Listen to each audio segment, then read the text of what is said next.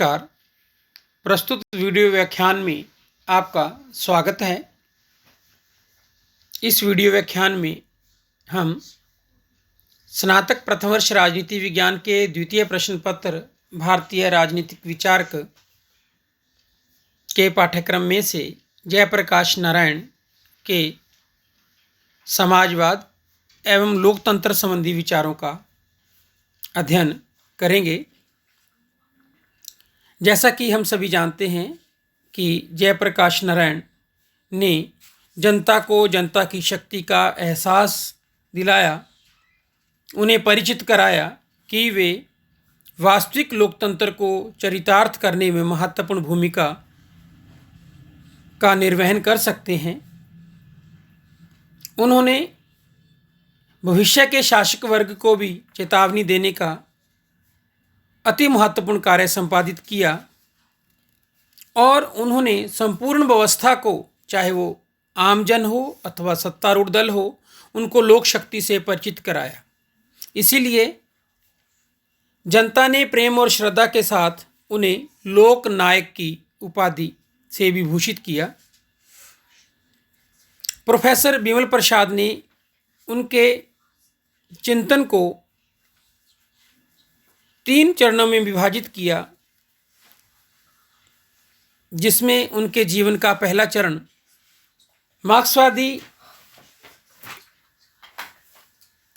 उनके जीवन के पहले चरण को मार्क्सवादी युग कहा जा सकता है, जो 1933 से 1940 तक चला, और उनके जीवन का दूसरा चरण प्रजातांत्रिक समाजवाद का युग कहा जा सकता है, जो 1940 से 1952 तक क्रियान्वित रहा, और जीवन का तीसरा चरण सर्वोदयी रुझान का युग 1952 से 1964 तक,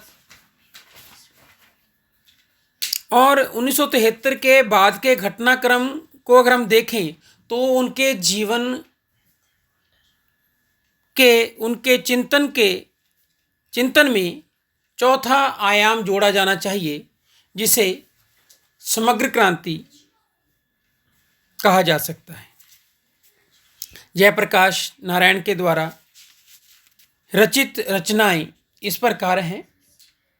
number 1 towards total revolution, next समाजवाद, सर्वोदय और लोकतंत्र, और तीसरा है my picture of socialism, next भारतीय राजव्यवस्था की पुनर्रचना एक सुझाव, नेक्स्ट जयप्रकाश संपादित नारायण दसाई आदि मेरी जीवन यात्रा। तो यह जयप्रकाश नारायण का कृतित्व था। अब हम जानने का प्रयास करेंगे कि जेपी के समाजवाद संबंधी विचारों को। समाजवाद व्यक्तिगत आचरण की संहिता न होकर सामाजिक संगठन की एक प्रणाली है। उन्होंने अपनी रचना समाजवाद क्यों, वाई सोशलिज्म में लिखा, समाजवाद आर्थिक और सामाजिक पुनर्निर्माण का एक संपूर्ण सिद्धांत है, जिसका उद्देश्य है समाज का समन्वित विकास। वे मानते थे कि आर्थिक समस्याओं का हल समाजवाद के माध्यम से ही हो सकता है, इसलिए ही वे समाजवाद की ओर आकर्षित हुए। प्रारंभ में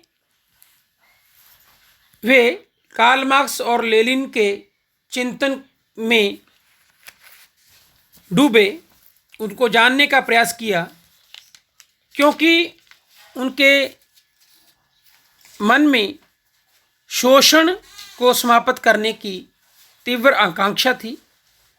शोषण पर आधारित वर्तमान व्यवस्था को समाप्त कर वे एक न्यायपूर्ण व्यवस्था की स्थापना करना चाहते थे, और शुरू में उनको लगा कि यह कार्य साम्यवाद के आधार पर हो सकता है, लेकिन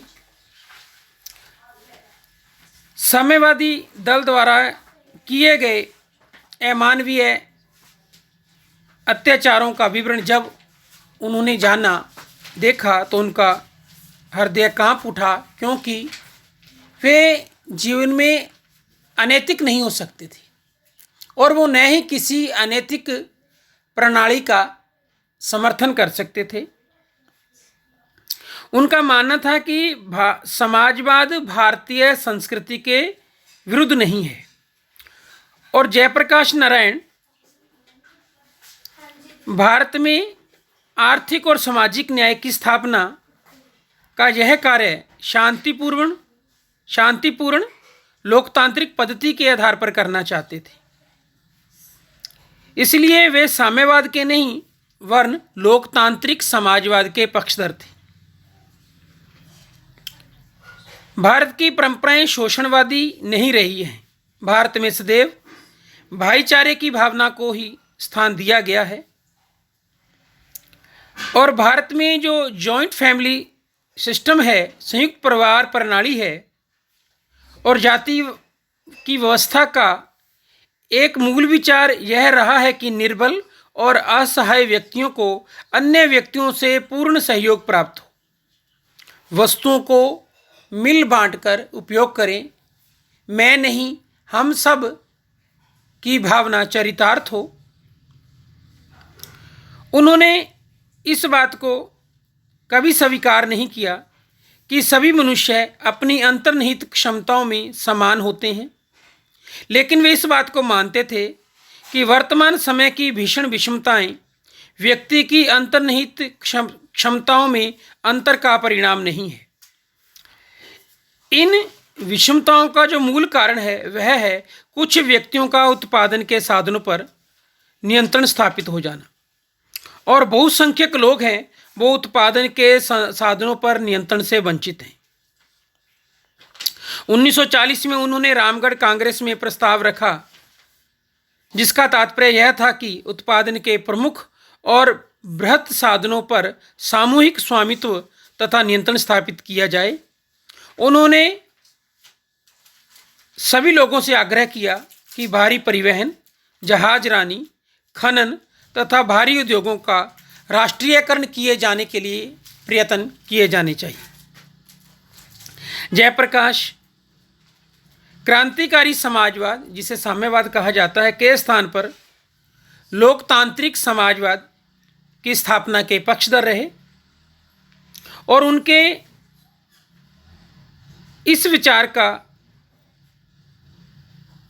सबसे बड़ा कारण यह था कि वह नैतिकता से ओतप्रोत थे।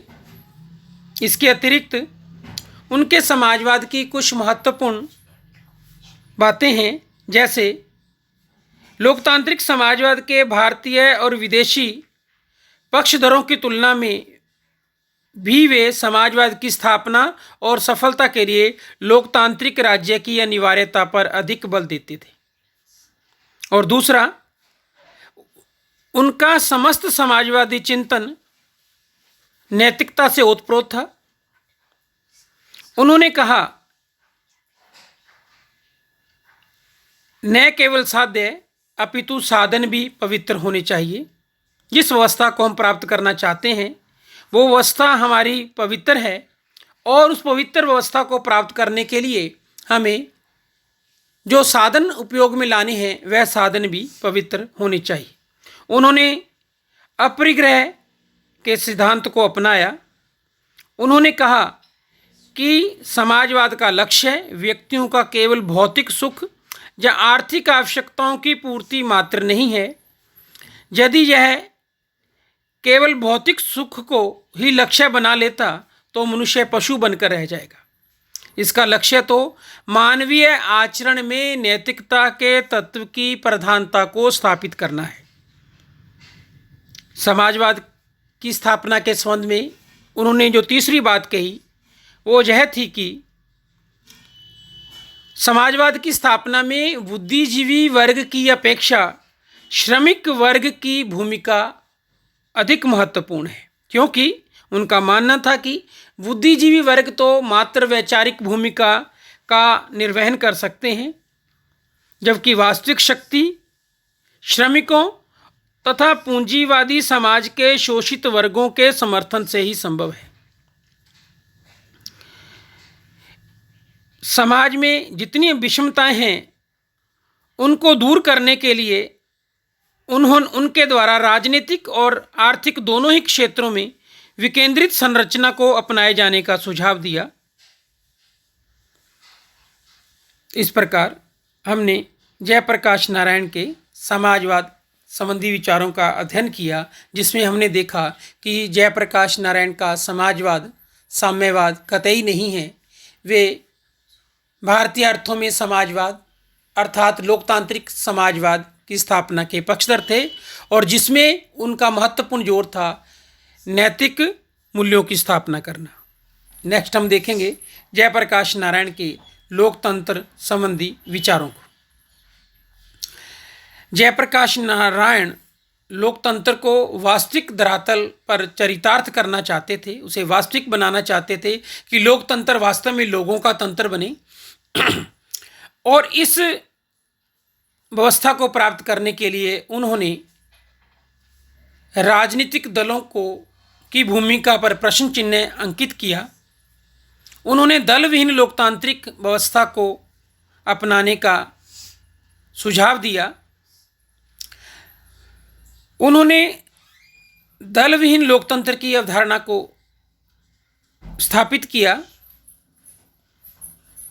उनके दल विहीन लोकतंत्र से आशय था जनता का शासन। राजनीतिक दलों का शासन न होकर अगर हमें जनता का शासन स्थापित करना है तो हमें दल विहीन लोकतंत्र की अवधारणा को स्थापित करना होगा। लोकतंत्र जनशक्ति पर आधारित होता है और इसके अनुसार व्यवस्था को बनाए रखने तथा उसमें परिवर्तन लाने का एकमात्र साधन जनशक्ति ही हो सकता है। जयप्रकाश लोकतंत्र की मूल अवधारणा के पक्षधर हैं, लेकिन आधुनिक लोकतांत्रिक व्यवस्था के वे कटु आलोचक हैं। उन्होंने निम्न बातों पर विरोध व्यक्त किया। पहला है दलगत राजनीति। वे दलीय व्यवस्था की बुराइयों से भलीभांति परिचित थे, इसलिए उन्होंने कहा कि राजनीतिक दल सत्ता के लिए ही संघर्ष करते हैं और उनके जीवन का वास्तविक उद्देश्य है सत्ता की प्राप्ति और सत्ता के आनंद को भोगना ही होता है। दूसरा उनका विरोध था वर्तमान समय की चुनाव व्यवस्था से, क्योंकि वे वर्तमान निर्वाचन पद्धति के दोषों से परिचित थे। उन्होंने कहा कि वर्तमान समय में विश्व के अधिकांश देशों और विशेषतः भारत में हजारों लाखों मतदाता वाले विशाल निर्वाचन क्षेत्र हैं, जिनमें प्रत्यक्ष निर्वाचन की पद्धति और दलीय व्यवस्था के आधार पर चुनाव होते हैं।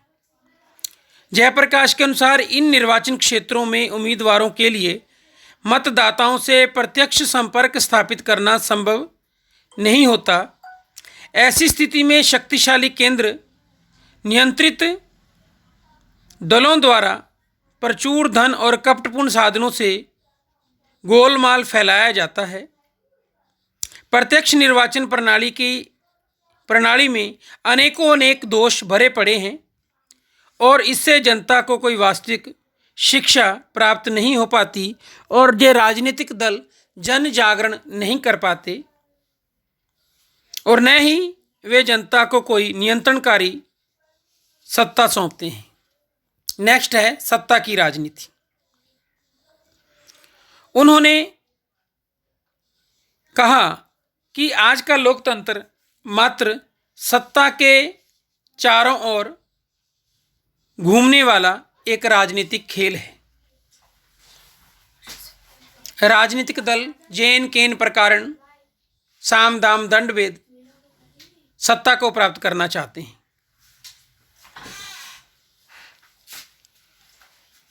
इस सत्ता के संघर्ष ने अनेक निहित स्वार्थों को जन्म दिया, व्यवस्था में अनेक अवरोध पैदा किए। यह संघर्ष बौद्धिक तथा नैतिक पतन के लिए उत्तरदायी है। जयप्रकाश नारायण के शब्दों में यहाँ तक भारत का संबंध है, विद्यमान लोकतंत्र ने सत्ता राजनीति के जिस खेल को जन्म दिया है वह खेल ही देश की तबाही का मूलभूत कारण है। नेक्स्ट है सत्ता का केंद्रीकरण। आधुनिक लोकतांत्रिक व्यवस्था के जिस बिंदु के वे कट्टर आलोचक थे वे थे सत्ता का केंद्रीकरण होना। उनका मानना था कि जब तक सत्ता का विकेंद्रीकरण नहीं होगा वास्तविक लोकतंत्र की स्थापना संभव नहीं हो पाएगी। उन्होंने कहा कि केंद्रित सत्ता के सिद्धांत में सरकारी अधिकारियों तथा कर्मचारियों पर जनता की निर्भरता बढ़ती जाएगी और प्रशासन का रवैया सेवक का न रहकर स्वामी का बन जाएगा। वर्तमान स्थिति यह है कि सामाजिक कल्याण के लिए राज्य के सत्ता पर ही निर्भर रहना पड़ता है। आज की लोकतांत्रिक व्यवस्था जिसमें सत्ता का केंद्रीकरण है वह जनता को अनुप्रेरित नहीं करती,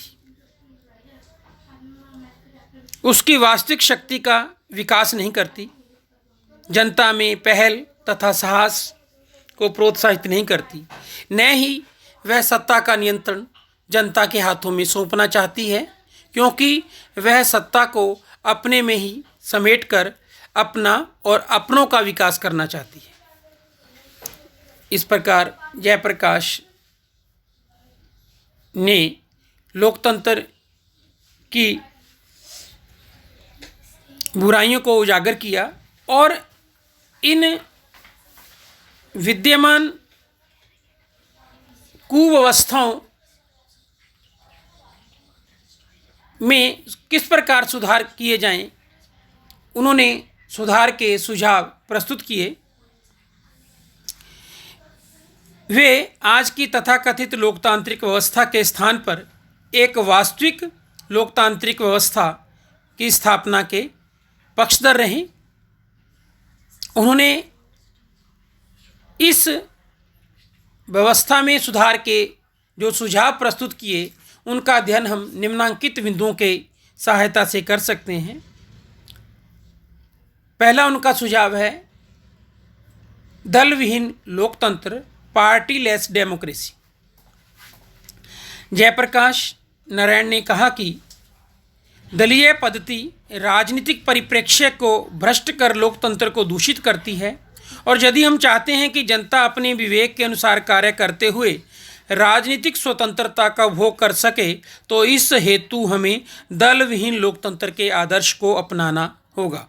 उनका दल विहीन लोकतंत्र से आशय था शासन के समस्त ढांचे का निर्माण निर्दलीयता के आधार पर किया जाना चाहिए। शासन दल विहीन लोकतंत्र के माध्यम से स्थापित किया जाए और जिसका उद्देश्य राजनीति को अधिकतम व्यापक रूप प्रदान करना हो। नेक्स्ट है प्रोक्ष चुनाव की नवीन पद्धति। उन्होंने यह कहा कि जिस चुनाव पद्धति को अपनाया जाना चाहिए वह है प्रोक्ष चुनाव की नवीन पद्धति, जिसके बारे में उन्होंने कहा कि वह इस प्रकार की होगी कि चुनाव ग्राम सभा तथा मतदाता परिषद के माध्यम से होने चाहिए। एक चुनाव क्षेत्र में ठीक ढंग से बुलाई गई आम सभा में प्रत्येक ग्राम सभा मतदाता समिति, जिसे मतदाता परिषद कहा जाएगा, के लिए 2 प्रतिनिधि चुने। तत्पश्चात मतदाता परिषद की बैठक हो। मतदाता परिषद चुनाव के लिए अपना उम्मीदवार खड़ा करे। उम्मीदवार के नाम आमंत्रित किए जाएं। तत्पश्चात प्रत्येक प्रस्तावित एवं समर्थित उम्मीदवार के लिए मतदान हो। वे व्यक्ति जिन्हें अमुक संख्या में जैसे 35% से अधिक मत मिले वे उस क्षेत्र से राज्य विधायिका संसद के लिए उम्मीदवार घोषित किए जाएं। लोकतंत्र के उचित संचालन के लिए यह अपेक्षा की जाती है कि मतों का विभाजन यथासंभव कम हो और प्रत्येक मतदाता परिषद एक सीट के लिए केवल एक ही उम्मीदवार को खड़ा करे। अर्थात उनका मानना था कि वर्तमान लोकतांत्रिक व्यवस्था में मतों का विभाजन हो जाता है और कम मत प्राप्त दल भी सत्तारूढ़ हो जाता है। नेक्स्ट है सत्ता का विकेंद्रीकरण एवं सामुदायिक समाज। जेपी का सुझाव था कि लोकतंत्र में विकेंद्रीकरण की योजना को कठोरतापूर्वक लागू किया जाना चाहिए, क्योंकि आधुनिक लोकतंत्र की जितनी भी बुराइयां हैं, अगर हम उनसे मुक्ति प्राप्त करना चाहते हैं तो लोकतंत्र को पुनर्गठित कर उसे सामुदायिक समाज एवं विकेंद्रीकरण पर आधारित करना चाहिए। वे एक ऐसे पिरामिड का निर्माण करना चाहते थे जिसमें वे सबसे नीचे के स्तर पर ग्रामीण समाज और उस पर क्षेत्रीय, जिला स्तरीय, प्रांत स्तरीय और राष्ट्रीय समुदायों की स्थिति को स्वीकार करते थे। प्रत्येक स्तर पर सामुदायिक जीवन दृष्टिकोण को विकसित करने के लिए उन्होंने आह्वान किया, क्योंकि समस्त समुदायों के कार्यों को सामान्यतः सामुदायिक जीवन ही एकीकृत कर सकता है। सामुदायिक जीवन ही अपने से संबंधित समुदाय के आवश्यकताओं को भली भांति समझ सकता है और उनका निराकरण कर सकता है। वर्तमान समय की सबसे बड़ी आवश्यकता यह है कि व्यक्ति राज्य पर कम से कम आश्रित रहे और लोकतंत्र को वास्तविक अर्थों में अगर हमने स्थापित करना है तो उसके लिए अति आवश्यक है कि जनता विभिन्न प्रकार के आर्थिक, सामाजिक और सांस्कृतिक संगठनों के माध्यम से सार्वजनिक कार्यों में ज़्यादा से ज़्यादा भाग ले और ऐसी लोक संस्थाओं की स्थापना की जाए जिनसे व्यक्ति स्वयं अपने कार्य करते हुए आत्मनिर्भर हों और अपने जीवन स्तर को ऊंचा उठाने के लिए कटिबद्ध रहें। हमेशा वो प्रयास करते रहें कि कैसे सोसाइटी को ऊंचा उठाया जा सकता है, कैसे सोसाइटी का लाइफ अपलिफ्टमेंट किया जा सकता है। तो इस प्रकार हमने जयप्रकाश नारायण के समाजवाद और लोकतांत्रिक व्यवस्था के संबंध में विचारों को पढ़ा कि अगर हम इन सुझावों को चरितार्थ करते हैं तो वास्तव में आम लोगों का, आम जनमानस का तंत्र कायम हो सकता है, जिसे उन्होंने लोकतंत्र कहा है। धन्यवाद।